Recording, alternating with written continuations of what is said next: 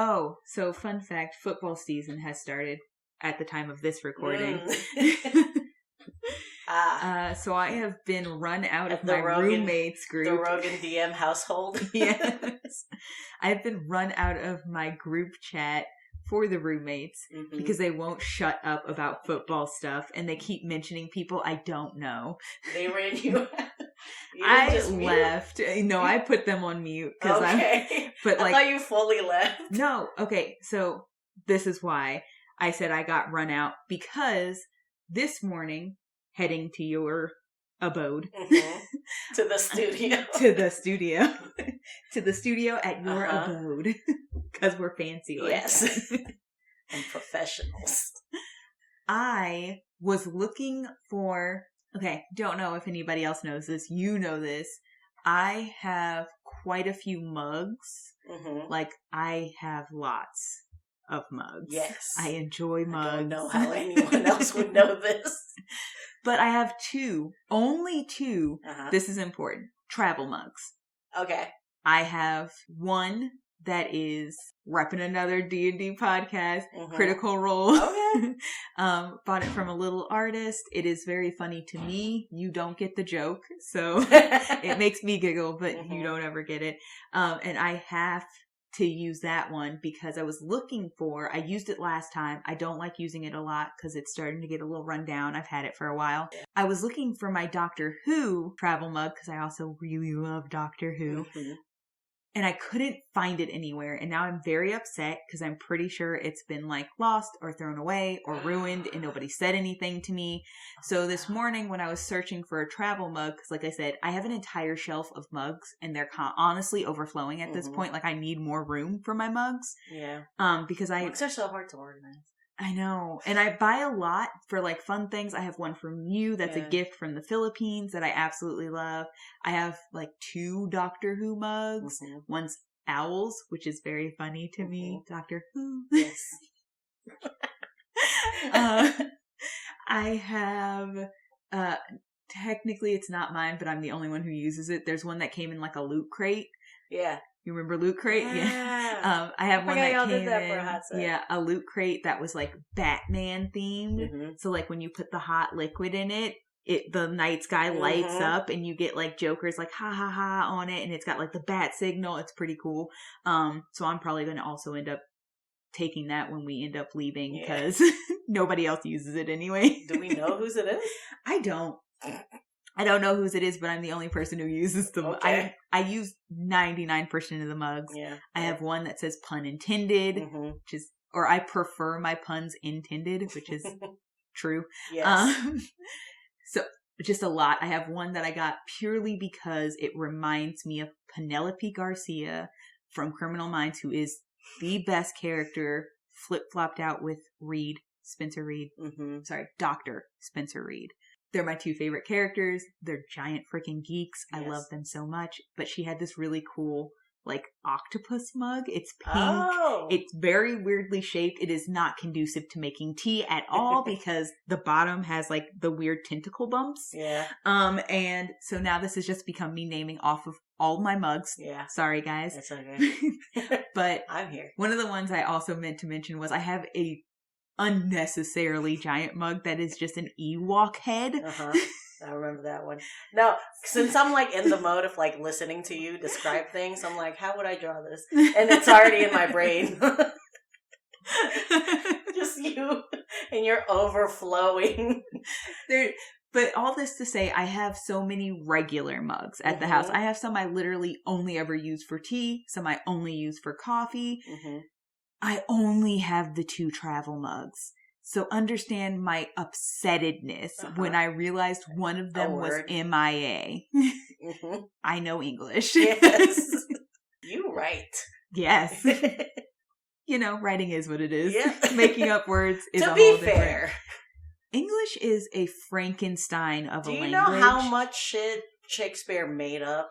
Just so much, and now they're just words that people use. Yeah. Like they literally mean a thing because Shakespeare did it. Yeah. So why isn't upsettedness just a word? Exactly. You heard it here first. There's probably not. I'm sure there's plenty of people who say upsettedness. 3 or 5 words in the dictionaries that just are because Shakespeare? That are from The Simpsons.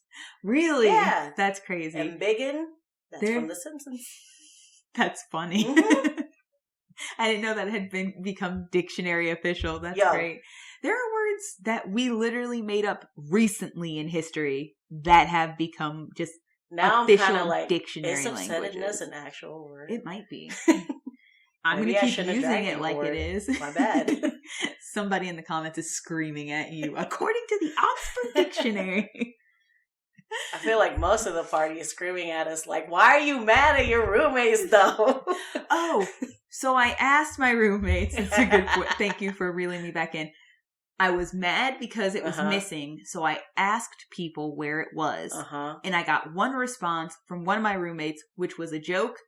It was funny because it was a time travel joke because Doctor Who. And he was like, did you check the 1940s? And that was actually kind of funny. But I was also mad because I didn't get an actual answer about where my mug was. He did say, I'm joking. I have not seen it. Okay. So I knew he didn't see it. But I don't know where my mug is. Mm-hmm. And somebody in this house has to have seen it. I don't know where else it would be. So I'm mad. Okay.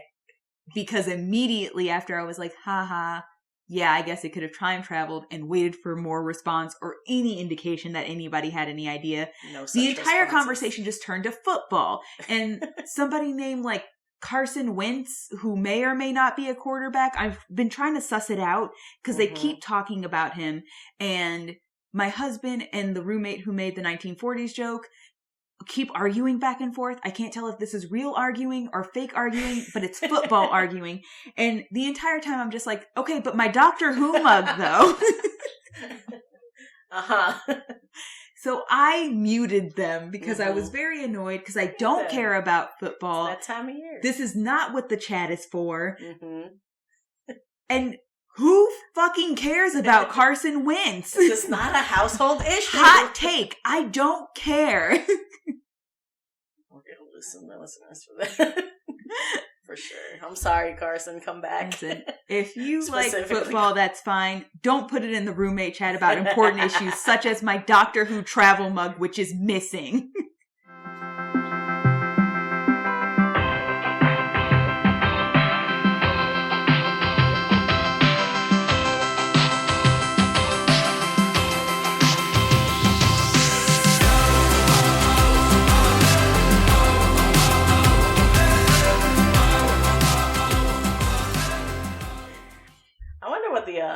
Percentage overlap of football lovers and D&D lovers is?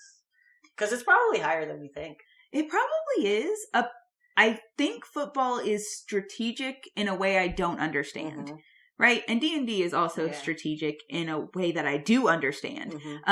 So I imagine there are some people who enjoy, and like football people have started dipping a toe into the fantasy section with like fantasy football and things like that. Most of them just like the idea of being like burly and hitting things. So like D&D could totally be their vibe. See, the overlap is right there. But I understand if you like football, it's not my thing. I have attempted it several times. I cannot focus. Like I can't follow what needs to be followed to understand what's happening in football. And that's the inherent issue of it. Yeah. Like, it's too small for me. I can't tell who has the ball at any given time, except for when the quarterback's about to throw it to somebody. It is daunting, too. Because, like, I don't know.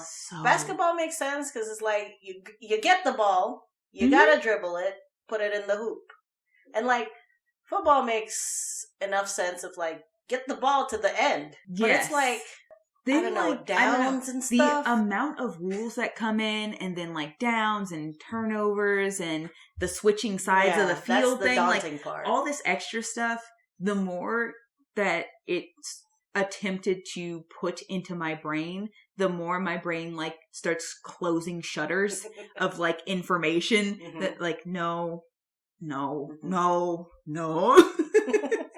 Like the whole brain just like closes down for the night and it just will not retain. I feel like we sound so inept right now. It's only football though, because like most sports I could get into. Yeah. If I'm watching it live, baseball is so entertaining to me. I did for a very long time actively follow basketball. I love soccer. America's not really the place for soccer, unfortunately. It is getting better, but it's not really a good place to like actively be able to follow soccer. America hates soccer because it doesn't have enough commercial time. It's like one of the few things I learned in college. Interesting. Yeah.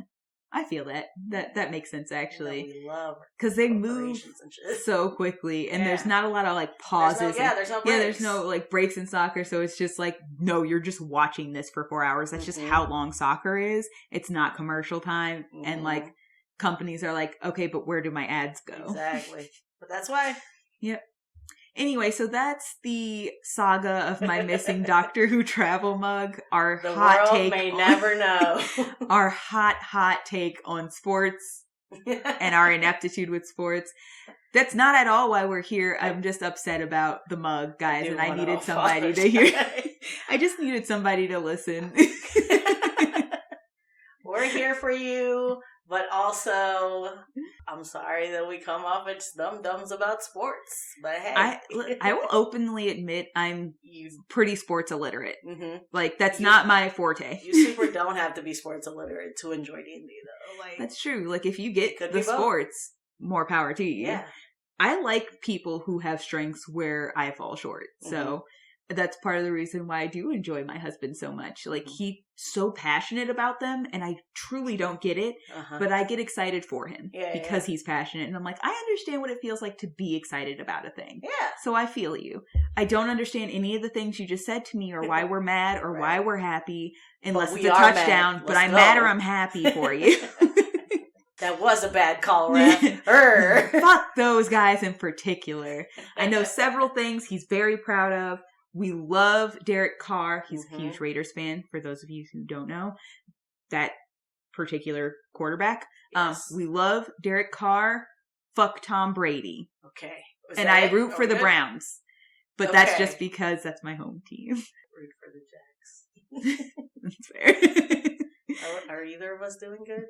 I know. The Browns are okay. I know the Jags are Here's the crazy thing. The Browns for years, not super, super great. Apparently they're predicted to do pretty fucking well this year. So, see, I know very little football things.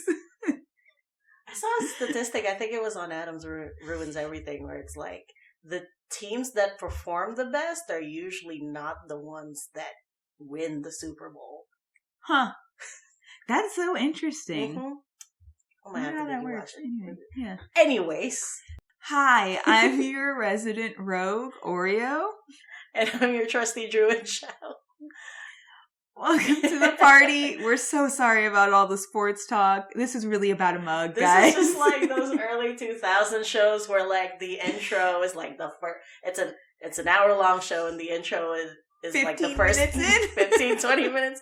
And then the start sequence begins. And then you're like, oh, yeah, I haven't seen that yet.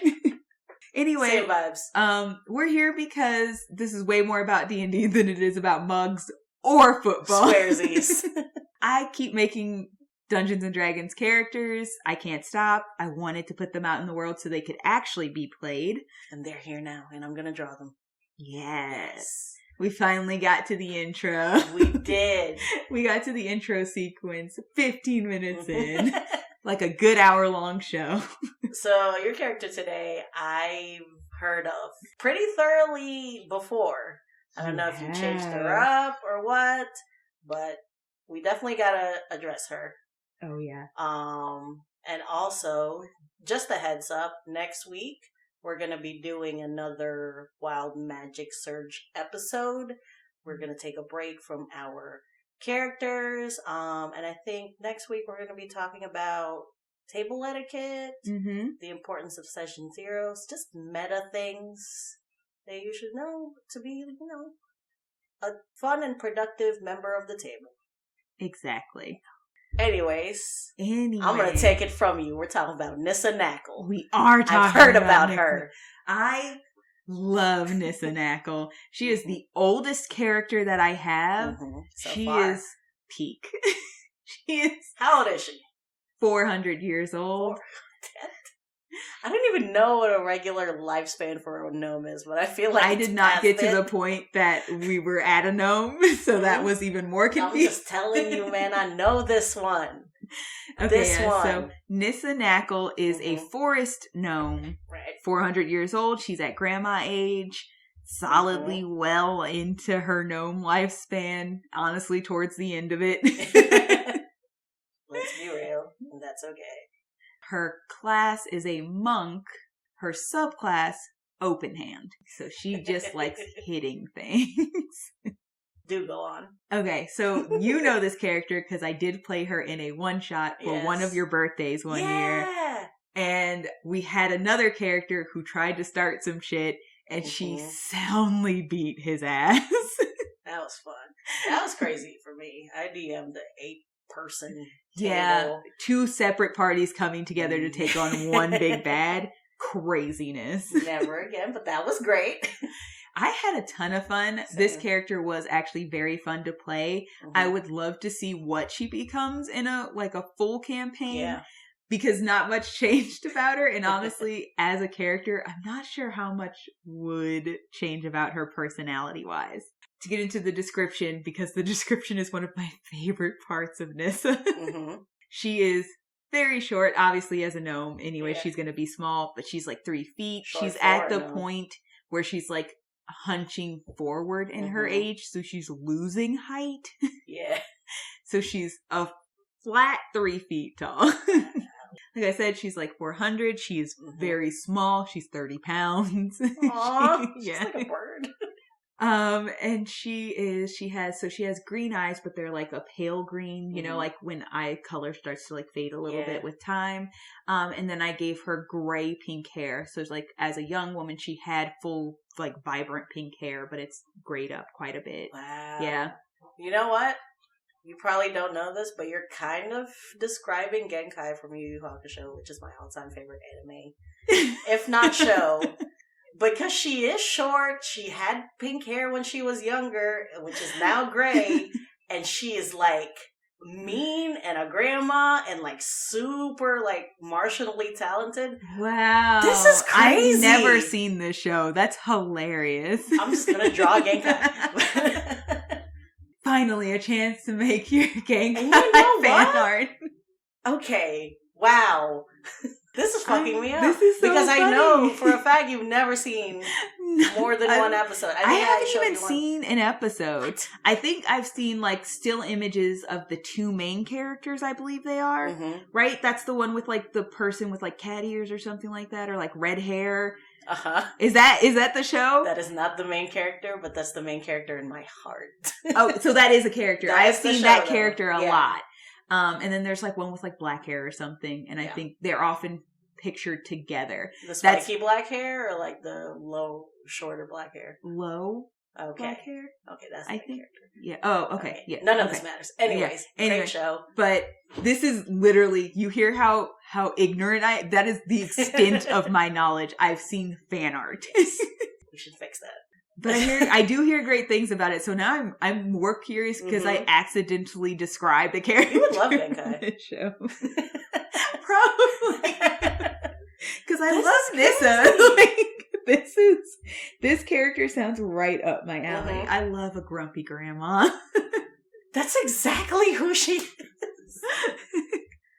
But that's literally kind of what I was thinking when I created Nissa, was just grumpy grandma. Yeah. And then I took a bunch of information that I was what would be the most shocking things to add to this grumpy grandma? So I made her a gnome, because they're not usually thought of as grumpy characters. Right. Certainly not a forest gnome.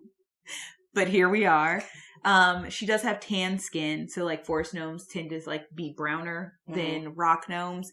So she's tan. Obviously, once again, she's older, so she's lighter than a dark, rich tan. Yeah. Just because that always tends to happen a little bit with age as well. Other than that, I'm gonna get right into a clothing description because this is my favorite thing.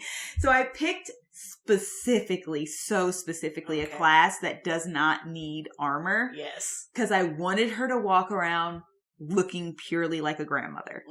In a party of full clad out fighters, pauldrons, just chest plates, just leather armors, crazy like tools and weapons belts and all this belts stuff. Of potions. Yes, and then grandma. And then like she wears a sun hat to protect herself from the sun. She wears a muumuu. She walks around in like chanclas. Yes. And she carries a walking stick, which is actually her quarterstaff. I see. So she looks so non-threatening until you start some shit. For sure, for sure. And I will get, because I mentioned Grumpy Grandma, I will then jump straight into where the setup of her skills. I will get to that as well, but I want to go start with the setup of her skills, just so I can explain, like, because the Grumpy is very important to this character's skill setup, because she's like, Dex is highest, obviously. She's a monk. You gotta have the Dex up there. Wiz, second highest because of that. Honestly, the surprising middle... grandma dexterity, though. Yes, and that's one of the reasons why I picked a monk, because I was like, okay, a sorcerer would be honestly less surprising. But a grandma who is walking at her own fucking leisure pace, and then you get on her nerves and this bitch jumps like 20 feet in the air and smacks the shit out of you with a walking cane. Ooh, aesthetically, it's so good. It's so good. Just like faster than you can see her, and then she's on the ground again, shuffling. And you're like, the fuck just happened? That was absolutely visually the image I had. And I was like, I cannot make this character anything else but this. I need her to like shuffle and move in any everyday situation exactly how you would expect, like taking forever in the fucking farmer's market, shopping around. You're like, we have stuff to do today. You got to pick up the speed. She's like, maybe if you carry me, but I'm walking at my pace. I ain't got nowhere to be fast. And then the second the fight starts, this woman is a blur of like gray, pink, floral. Just like the chancla goes. Like, if I were to DM this, I would absolutely greenlight chanclas as ranged weapons. Yes, instead of darts, she uses chanclas. It's the only way. It does the 1d4 that a dart does, but it also does psychic damage. In case anyone doesn't know, a chancla is a slipper, by the way. Oh, shoot. I forgot. Not everybody knows a chancla. Okay, so a chancla is not just a slipper. It is a specific... culturally Hispanic slipper. It's like, and it is usually used, like just the first third, the front toe end third is closed toed, and then it's just flat. Yeah, it's like a weird flip flop. But very specifically, there is like a hardness to a chancla. Like, it's not I know you guys are thinking by this description like a house slipper. It is not a house slipper. Let me be very clear about that, because if somebody yeeted a house slipper at you, you would feel nothing and you would not be upset. Chanclas are weapons. They are meant to be feared and respected. They are the most utility item you can find in a Hispanic household. They kill bugs. Yes. They put children in line. They raise children. If you don't know, just Google it. Just Google it. Any video on a chancla. I promise you, YouTube has plenty. You will understand. But anyways. But yes. Super mobile, mid-combat. Peak. Otherwise. Yes, peak dexterity until she doesn't want to. Like, so when you see her in combat, you're like, oh, she has every fucking ability. She refuses. Outside of combat, she refuses. She ain't got no reason. Here's the other very important thing. This character needs to have low charisma. Like, drop it to the floor. Like, as peak as the dex is, opposite that for charisma. That is what you want for this character. Everything in between, honestly, not super important. I will say, like I said, Wiz is second to Dex in my mind, just because that's also super important for a monk. And also, as an older character, wisdom just makes a lot of sense, right? I have con and intelligence kind of flip-flopping each other. Strength is low. Yeah. Because she's older. Like, she's not going to be that strong. These bones are kind of brittle, But so, the middle kind of mix and match. I would say it makes most sense to do Dex, Wiz, then whatever you want next, then whatever you want next, then Strength, Charisma. Yeah. So those are the only things that I think are super important to that. Dump Charisma. Dump it. Dump it like nobody's business. Like, if you could min-max Charisma 0. Just like, 0? No, not 0. I will say when I got her Charisma's like at a 7. Like, so it's -2. She is not friendly and honestly not trying to be. That's super funny though, because the background I gave her, I will say up front, is actually a homebrew background. I don't do those very often, but this one was just so funny for this backstory. So funny. So I made her a courtesan, which is a homebrew I found on D&D Beyond. It was, and I do want to emphasize, if you're looking for a homebrew, do make sure you're actually picking something pretty balanced, reasonable. I picked courtesan because it like gives you a language and like one other skill, which is like persuasion or something, which is hilarious. And then like the background obviously is like, this is a courtesan, like she was a courtesan, which makes 0 sense when you know her at 400. Yeah. But she had 4 whole centuries before this. And she did a lot in those 4 centuries. So the other funny thing is, you don't usually make old characters in D&D because it doesn't really make a lot of sense for them to either be going out and only be level 1 or them to have lived this whole life and only be level 1. Yeah. So like, why are they going out exploring at like essentially human years like 60, 70, right? My story is actually, I think the best way I figured out how to make that work for her to still like be back at a level 1 character, if that's where you play her. It also makes sense because when we did your one shot, she was like 5 or something like that. Yeah. So it also makes sense to like also start this character in a higher level campaign or something. So that works really well for that. For this specifically, her backstory is that she was the courtesan. She ended up falling in love with another client who was a gnome. I will stop here to say the language I gave her was giant from courtesan background, just because I thought it was really funny because the implications of what that means. Her favored clients. Oh, man. That's all I'm going to touch on that one for. But I don't usually tell like what extra languages I take or anything unless they really matter. This one was just very funny for this character. However, she falls in love with a gnome client. They actually she leaves the life. They end up getting married. For a while, they do travel and go on adventures. So that's like, she had some kind of hand-to-hand combat, which is why I picked monk. This also made a lot of sense for this. Yeah. Just by being a courtesan, she did need to know how to defend herself sometimes. So she did have like very base monk skills. She hones them more as she goes through the years with her husband, who like is a traveler, like archaeologist or something. So they do a lot of traveling, go a lot of places. She lives this whole life. Then they decide to settle down. They actually have kids. Their kids have grandkids. Like, so over the years, she's not really using that monk skill anymore. So she's not honing that skill anymore. So the levels drop essentially. Like, she doesn't really need to know how to use them. The only thing she's still peak with is that chancla. And the walking stick. But, so she gets to the point where, like, it's kids, they have grandkids, and then her husband passes. And then her older friends. And this is very interesting for the monk background, too, because as you get older as a monk, like, your lifespan kind of extends. Yeah. So if she had gotten to that point and then kind of, like, whittles off and loses levels, like it would make sense why she just ends up living kind of longer than a lot of the friends she makes, her husband, that kind of thing. And she starts to get bored. Yeah. She's living this life. Her husband's gone. She's watching a lot of friends die around her, like that thing that happens with older age.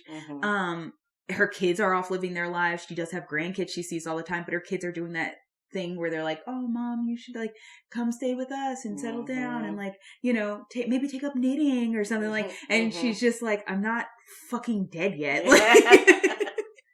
So she just kind of starts getting really bored with the life that everybody around her is kind of expecting her to live. She remembers what it was like to like be young and adventurous. She's not really got anything like she had her husband, like keeping her there. She really enjoyed, like, all the people that she likes are dying or dead. So she gets to the point where she's like, fuck this. I am so tired of this shit. I'm so tired of being treated like I'm fragile. I'm just going to go out and find an interesting adventure and maybe an interesting way to die. Because I'm not doing it in a rocking chair.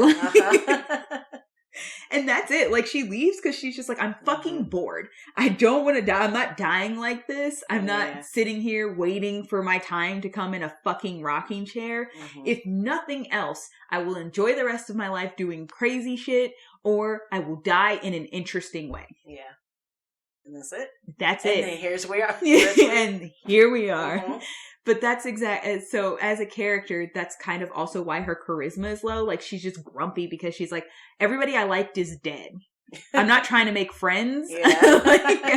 Look, there's no point. I don't have time for that. Like, whatever.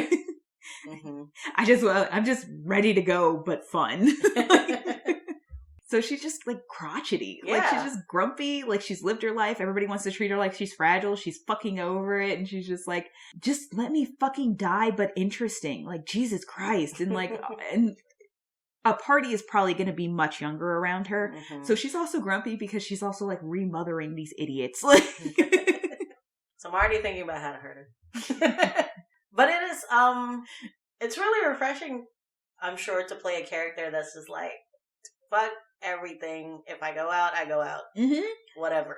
Because I feel like in D&D, a lot of the times when you're making a character, honestly, a lot of RPGs, like, you care so much if that character lives or dies. Creating a character whose mentality is, it's okay if I go, like, I've lived a fucking life. I just want to have some fun at the very end too, you know? Kind of frees you up to be a little bit less scared of making crazy choices, you know, or risky choices, because you're like, yeah, but this character wouldn't be that worried about this, you know? So, like, a lot of the times I know we'll spin around a table being like, okay, but is that the safest way to do this? Is that, like, the most clever way to do this? How do we avoid, like, getting hurt and stuff like that? So, like, this is a character who's just like, fuck it, I'll do it. Yeah. So, like, while the party is discussing that, she already just goes in. Yeah. It's like, I don't have time for this shit. I have so little time left. Your talking is no. But I think, like, this is also, we don't really make characters that are parents or, you know, to that effect, grandparents. So she has, like, this basically clan of people, that's a decent group of people under her. That's like, that's a lot of people that she cares about. So threatening their safety is definitely a way to hurt her. Absolutely. The other thing is, I think it would be interesting character arc wise, because she could easily just constantly be this person, and like, especially if like she goes out doing something crazy early on, that's just what she wanted anyway, so that's fine.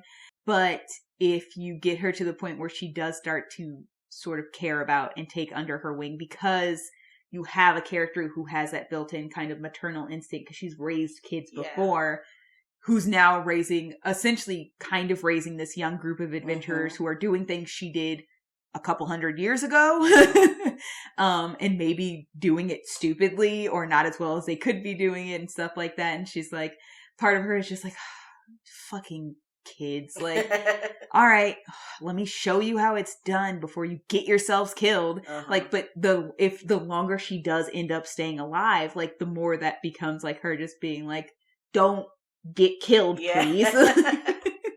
For sure.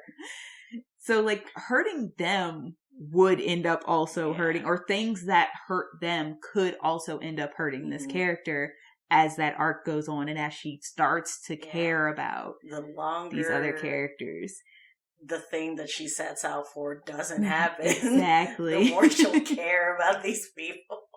Which would also be interesting. Like, it would be super funny to pair her in a group with, like, a cleric or, like, a druid or somebody who's determined to, like, keep people alive. And, like, she's basically like, do not resuscitate. And they're still like, I can't not, like, I need to try to say it. Like, I'm not going to let you die. Like, could you imagine how mad she would be if she just, like, died of poison? Yeah. Because that's the thing. It'd be like, trying to go out in an epic way. Like, she's just trying to go out in, like, an interesting way. And it's just like, poison. Fucking poison.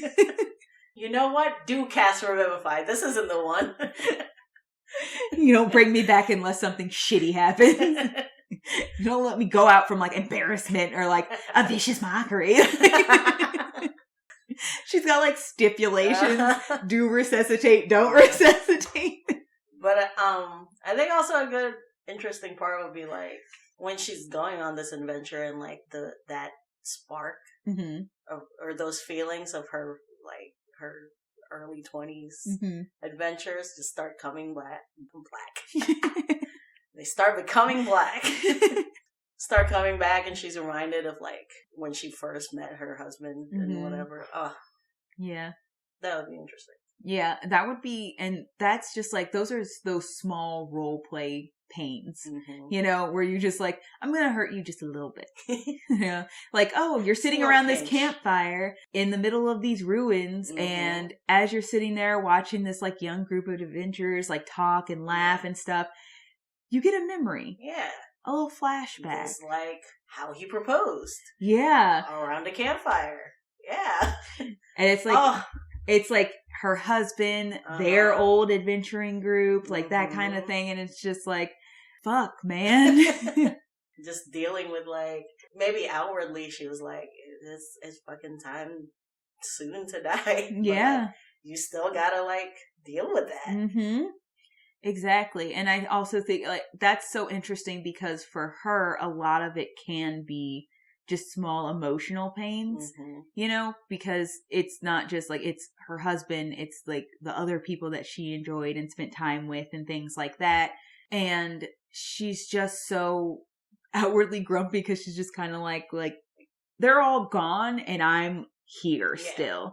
But giving that chance to, and opening that up for the party to be like, well, tell us about what it was like then. Like, you know, giving her a chance to kind of relive those days. Because you don't usually get that. 99% of the time you have a party and it's all new adventurers or people leaving house for the first time. All that, like most of the characters that I talked about even have not been out of their house. They're leaving for specific reasons that are starting off their life, that kind of thing. Yeah. I think maybe I have one, maybe two at most more characters who are like older into their life, have done a bit more, but still most of them were not adventurers before this. So that's still an entirely new experience for them. So it's got to be really interesting to play a character who has that history of adventuring, has that knowledge of what it was like, and also just a funny, almost generational comedy aspect to it of like, when I was your age, this is how we did it. Versus, okay, well, we have this now. Like, somebody made this spell now. We don't have to do it that way. Yeah. Especially if you put her somewhere where, like, technology is, like, flourishing. Yes, and, like, her little corner of the world, not so much. So it's just like, the fuck is all this shit? She would also be a great NPC. Truly. Oh my god, could you imagine just like a mentor, grumpy grandma monk? This is Genkai! Oreo, I'm telling you! What? I highly recommend Yu Yu Hakusho. It's my favorite show of all time. If you're into anime, give it a shot. It's older. I think it's from the 80s, late 80s. But this is Genkai. I will absolutely check it out. Oh, that was the other thing. I don't think I could play her. Oh, yeah. Like, personally, I don't know if I could RP Grumpy. Just RP a grumpy grandma. This is me. I know fully you can. I have before. It was a lot of fun. That, I think the thing is, like, in theory, it does seem like it would be hard to do, but there's something inherently kind of silly and fun about just pretending to be crotchety all the time. So, like, one of my favorite things is like, oh, yeah, we go way back. This is my friend. And she would just be like, we ain't friends. Don't make assumptions about our relationship. But yeah, she's very balanced with, like, comedy as well as, like, gut-wrenching. Yeah, I was like, there's some levity to that. Because, like, in theory, it's, like, funny. This is just, like, a crotchety old grandma looking to die. But, like, on the flip side of that, it's, like, but, like, there is the level of why she's ready to go. Like, what's happening underneath the surface. Like, her kids, her grandkids, they're kind of moving past her. But also trying to almost, like, hold her back and keep her almost, like, a museum piece, you know, like, oh, but it's safe to have you there. So like you should stay safe. And then all the people that she really enjoyed, like all the people she really enjoyed spending time with. And like, obviously the love of her life, like she's lost all of these people. And part of her is just like, I mean, like you guys are fucked off doing your own thing. And I'm just in this empty house and nobody's there to visit anymore. Like I'm not having, you know, tea on Sundays with my friends anymore. It's just me. Big up vibes. Yeah. And so it's like, it's just me and I want something different. Like I don't want to keep living like it's just me in this big empty house now. Cause like we had rooms for children, but the children are all gone and we shared a bed and the bed's now just me. Like it's not serving anybody. Yeah. So it makes a lot of sense. And I think that's also why it's a very interesting character exploration. Yeah. Because then she goes out and she could easily, if you decide to let her, find this party that is now the people that she like has a reason to stick around and help out and be there for and stuff like that, which could also make her death, if you actually let her have that, more gut-wrenching. Oh yeah. Because she starts off just like, fuck this, I'm ready to die, we ain't friends, I'm just here for the ride, like and then as time goes on and things open up and she gets more comfortable with these people and she is like teaching them and trying to figure things out with them, that kind of thing, then she gets what she originally wanted, which is bittersweet because that's probably still good for her. You know, like there is solidly an afterlife in Dungeons and Dragons. And she's not a bad person. She's just a crotchety person. So she's probably seeing her husband again and all of her other friends and stuff like that. So that's still like good because is what she did want. But now she's leaving behind other people who have to deal with it. Yeah. And that's super interesting because then the other party members have to consolidate those feelings while you come in with a fresh new character. What's up, guys? Just roll in like, hey, what's good? Our adopted grandmother just died. Here's a crazy idea I did have specifically for this character too, though, because I do also have a different gnome character who there's not a lot of information about her family history, so this would be hella fucked. But like, if the character who showed up is like a grandson of the character they just lost, looking for their grandparent for a specific reason. And I will tell you the story of this gnome character at a later date.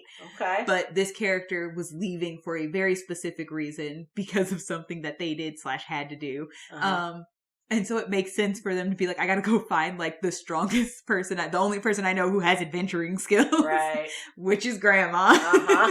Grandma Nissa.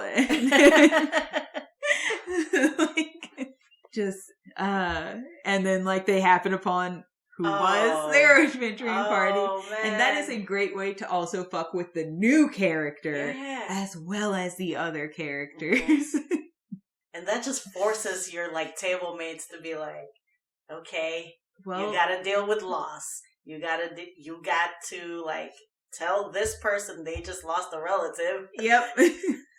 And then also it's a great in because I do think it's so hard to organically explain why after the loss of a party member, this party would just be like, well, I guess we're taking you on the road now too. You know what I mean? So having the relative of this character that you cared about and just lost roll up on you guys like a day or two later or however long it takes for you to like fully suss out how you're going to bring the character in. Yeah. And then they're like, hey, I heard you guys were rolling with like an old gnome lady. I was looking for that old gnome lady. She's my grandma Nissa. Like, and then having to be like, fuck, sit down, kid. And then like the immediate feeling of like, we just lost this person who meant a lot to us and now their kin have come to us looking for them. Yeah. Like you will be taken under our wing. You don't get a choice at this point. Like, you're now our new connection to that person that we lost. Which is a fun way to like, if you give the character what she or he wanted, you know, because you can easily flip this to be like, oh, I lost my wife, or you know, you know, I've forgotten to mention to the party for these past few weeks. What? Give us your version of the character. Yes. if you feel inspired to illustrate them, tag us. Oh, I want to see all the grumpy grandma gnomes. If you, not just this, any character that has inspired, even just like a little bit of your next character, let us know about what adventures they're up to. Like, we want to know. I want to know if you changed anything about the character's backstory, if you changed anything about how you play the character, for sure. That kind of thing. I absolutely, if you decided to draw any of these characters, even if you change up a little bit about what they look like because it wasn't really your vibe, I absolutely want to see those. I'm so excited to like put these characters out and see how they inspire other people, even if you're like, I heard this character, it wasn't exactly what I wanted, but it did inspire me to make this character with similar things here. Continuing the cycle. Let us know what you keep. Let us know what you change. We want to know what kind of shenanigans they get into. Oh, yeah. I also just, in general, for quite a few of these characters, the ones I haven't been able to play, want to know exactly how they play. If you're like, oh, I would probably change this up because this didn't work too well for me or the campaign that I was in, that kind of thing. I just love, like, hearing the stories. Yeah. And I want them to essentially just have lives of their own and just be like, oh, well, I use this character and this is the crazy life they ended up living and this is where we went. I also use this character and this is what we did instead. That's the dream. But yeah, that's what I love about all these characters, because they're so insertable, and also like you can just change one thing about them or all things about them, and like their essence stays the same. Yes, just crotchety grandparent. Yeah, like ready to go. The core of Nissa is pretty much just crotchety, kind of looking for an interesting death, and honestly, at that deep core she doesn't really talk about, like, just kind of lonely, just a little sad. Yeah, or model them after your own grandparents. Yeah, solidly. My Nissa would look very different if I had modeled her after my own grandparent. She'd be in like a pantsuit. Yeah. I'm getting like a little bit of a Latino vibes from her, but like, if you went like the older Asian lady, like just dragon lady route. Completely different. Put the visor on and like mahjong tiles as the ranged weapons. Domino tiles. That very specific haircut. You know the one. If you have a Filipino grandparent, the Louis Vuitton bag. Yes. Oh my God. Doesn't carry a walking stick, swings the Louis Vuitton. That's bludgeoning damage for sure. Oh yeah, absolutely. That is both bludgeoning and psychic damage. I'm sorry. You hit me with the Louis Vuitton? Fuck, I fucked up. And then they get mad at you for getting their back. Yes, that's the back. That is truly the back of the psychic damage. It's like, you hit me, that hurt, and now you're mad at me because I scuffed your Louis Vuitton. Now I'm scared. Roll to see if you were feared.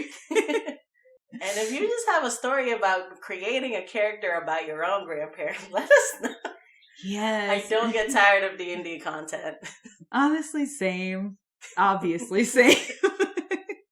Please rate us however many stars you want. We prefer 5. But instead of evaluating us, just tell us stories about your D&D campaigns. Yeah, girl, don't even tell us why you rated us. Just give us a story. Rate us and give us an anecdote. Yeah, tell me. I just need to hear one story about one grandparent D&D character. That's all. Yeah. It could be cute. It could be funny. It could be terrifying, depending on if you piss them off. But yeah, please use. Is that Nissa? That's her? That's her. Okay. Well, be on the lookout for the YouTube Rogan Druid podcast. That's the one where I just draw Genkai from Yu Yu Hakusho. And I react to seeing this character for the first time ever. And check us out on Instagram. We'll have the speed draw there, as well as the finished product. And that's where you can give us a comment if you don't do it on this platform about your D&D anecdotes. At RoganDruid.com. Nope. Yeah, that was my goof. Instagram is at RoganDruid. Good? Yeah. Oh, wait, we forgot to. Moral of this story is grandparents are full-fledged people also. Oh, yeah. Yeah. Yeah. I don't know why we give a moral every time, but it's been happening, so. Same. I was about to justify it, and I'm like, I don't know why we do it. It just keeps happening. They're good lessons, though. Like, talk to your grandparents. They're like, okay, so this is actually very funny. We're about the end of this, but very quick anecdote. I learned so many stories I had never heard about my grandmother, pantsuit grandmother. After, like, she got older, things started, like, changing. Her mental, like, facilities aren't super all there anymore. But she's also, like, less reserved about talking about stuff. So I have heard insane stories about her life. And I'm like, who are you? And talk to your extended family, too. The stories are fascinating. Yeah. My uncle... came to the wedding. Yeah. He told me a story I had never heard about her before. This is her brother. So told me a story I'd never heard about her before. And I was just like, what is this life? But like, they're fun stories. Learn them before you don't have a chance anymore. Absolutely. Grandparents are people. Can, like, keep their legacy going. Yeah, they had whole ass lives before you. Sure. Before they became grandma and grandpa. Or Mima and Peepaw. Talk to your grandparents. We love you, party. Love you. Is that our sign off every time?